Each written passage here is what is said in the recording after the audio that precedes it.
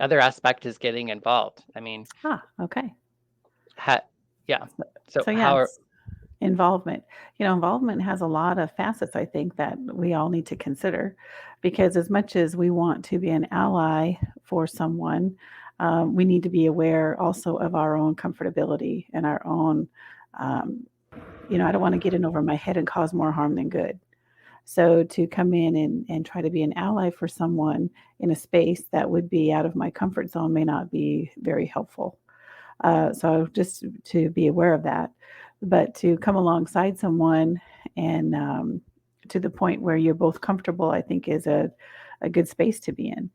Education can take you so far. A lot of that has to come with vulnerability, but I think having that comfort zone is helpful.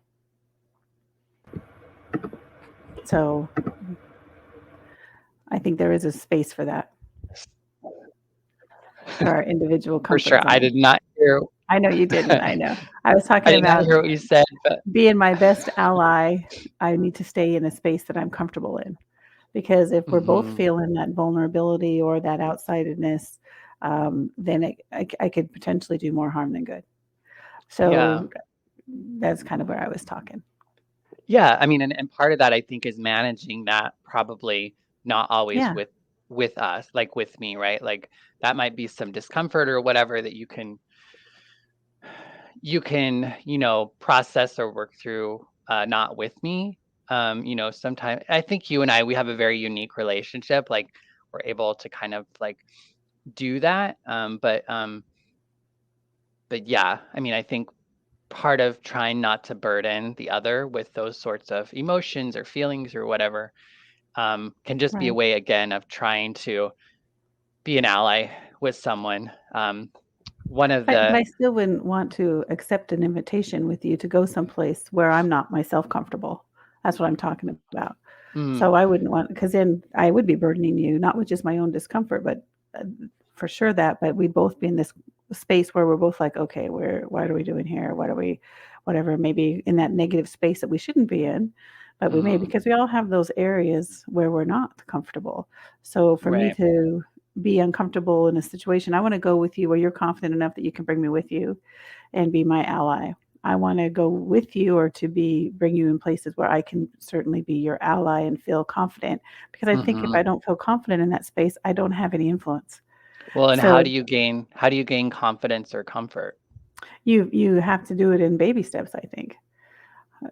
Go into some of these spaces where we can learn how to be more comfortable together so that the crowd around us doesn't matter so much, and then use our influence. Yeah, I mean, I think the other aspect that is like if you like after we listen and we get educated, we educate ourselves outside of those settings. We read about things. I think for me that can make build confidence around me. I think one of the things I didn't bring up too is watch movies and films about us that we have written and act in. You know what I mean? I think for me, I get a lot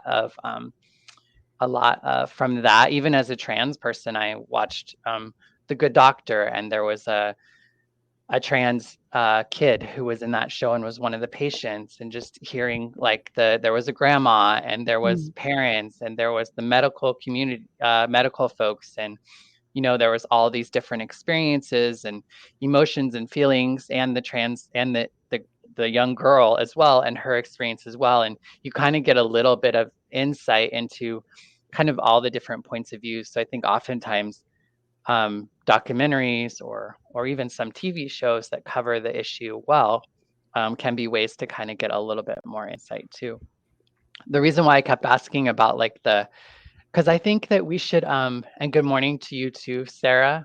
I wanted to say good morning to you before we get Good going. morning, Sarah. One of the things